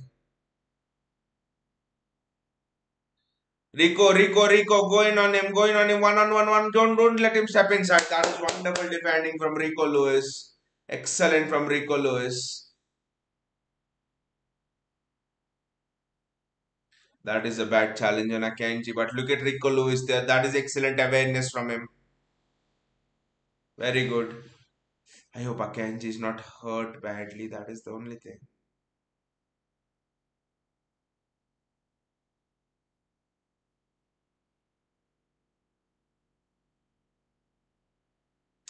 It's a blow on his knee.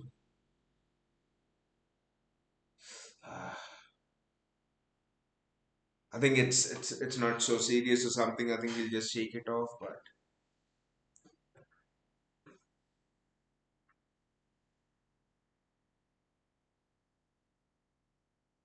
who's this new guy coming on? I haven't seen him. Is he right? Is he right from the academy? Is there three people? Susoho, Hamilton, and Wright. He's not Susoho for sure. We have seen Susoho before, so he must be right.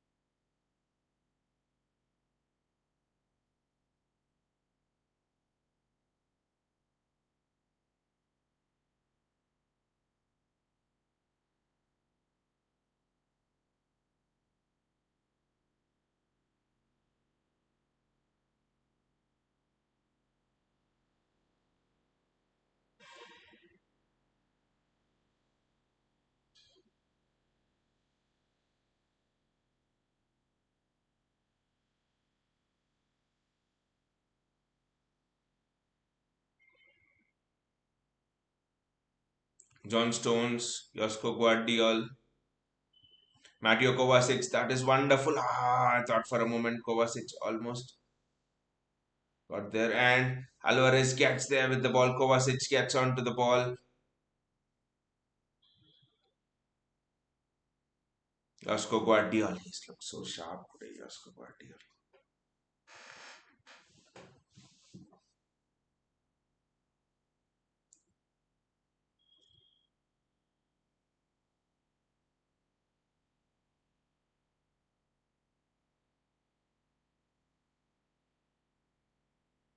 Ah,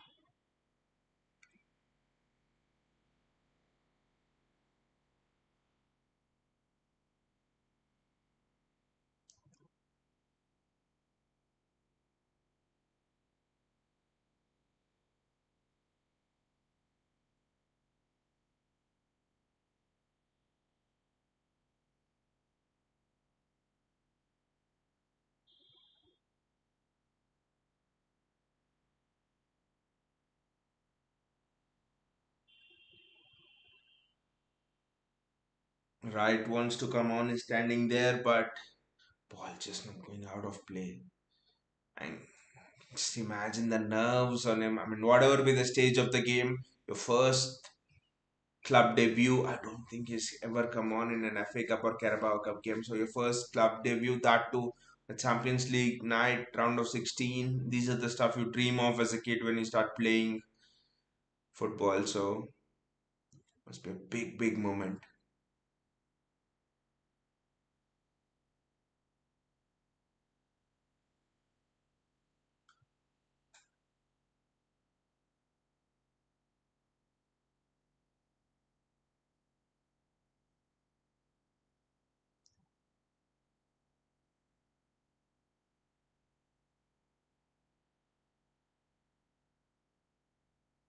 That is a bad pass from Erling Haaland.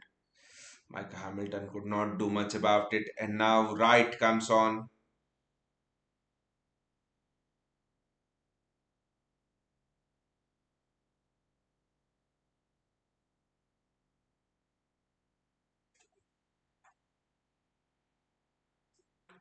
And Erling Haaland goes off.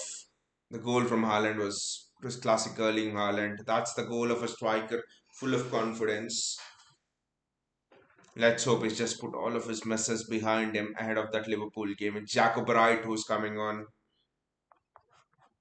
For a moment, I thought Luke Wright, who was the England cricketer. Jacob Wright is coming on. He's a midfielder, I think. Alvarez will play strike now.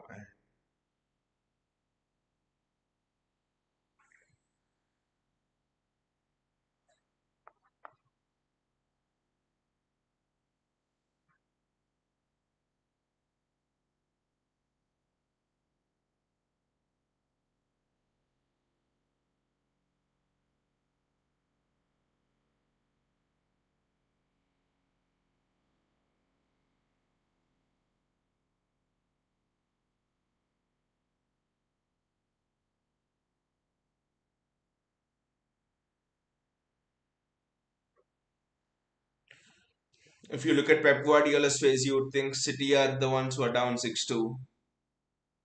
Always demands perfection.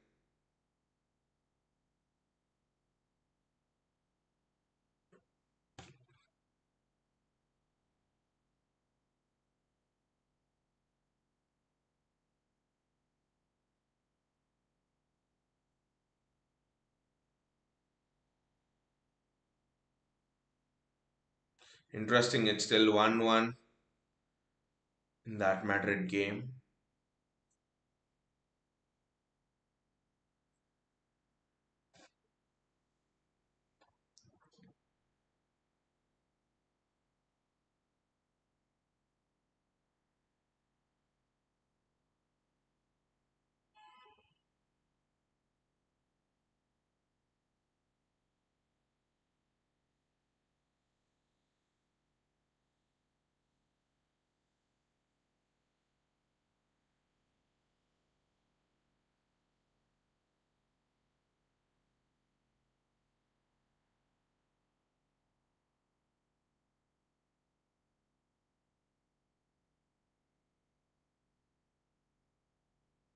Manuel Akanji, Mateo Kovacic. Since Kovacic has returned from injury, what a player he has become, to be honest.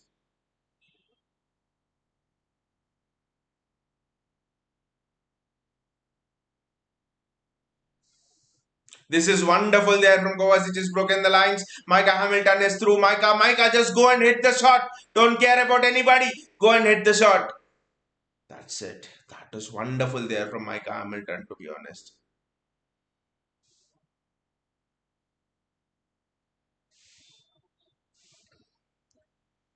Look at that dribbling from Micah Hamilton. It's so direct. He just has one step here and there. That's it. Not like Doku. I think his potential is more than Doku, to be honest. Just look at it. His ability to dribble is just something else. Micah Hamilton reminds me of Frank Ribery, to be honest. That's how his dribbling style is subtle yet effective. He's offside for sure.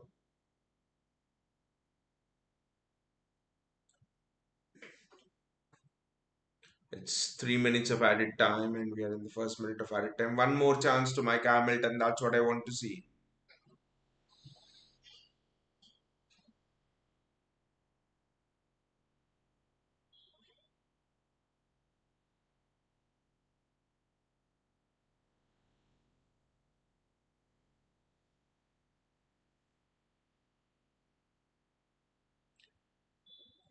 I think Rico Lewis shot would have been fantastic if it went into the goal, hits the bar, and comes back.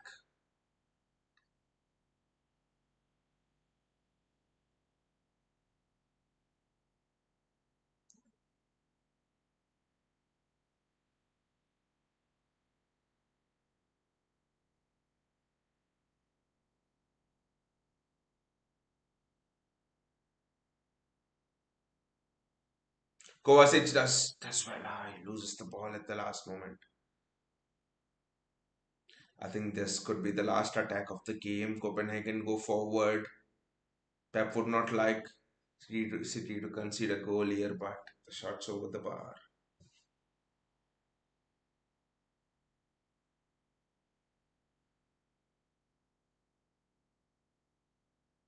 And I think Madrid just scraped through Leipzig 2-1 on 2-1 aggregate in that tie.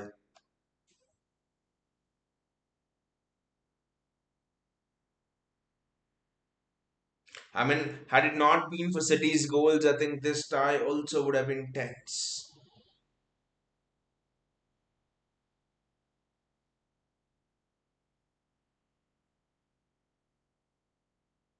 The referee has blown the final whistle and City progress through to the quarterfinals. It seemed the scoreline tells you it's a comfortable tie, but it wasn't. It was difficult at the Parken Stadium in Copenhagen. It's difficult. We went down. We were 1-0 down. We had to come from behind. It was it was difficult. It was difficult even in this tie. Just imagine we don't score those goals, then it would have been 3-1 aggregate. If they would have scored first 3-1 aggregate, and anything can happen. It's a Champions League tie.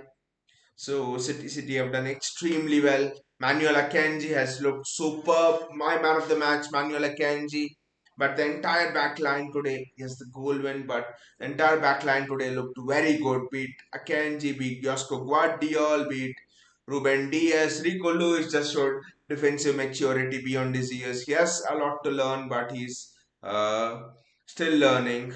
Still learning. But Akanji is the standout defender for me. Mike Hamilton looked good with the touches he had. He's looked good with the desire to help out defensively. Oscar Bobb for me was a standout, another standout player apart from Akanji.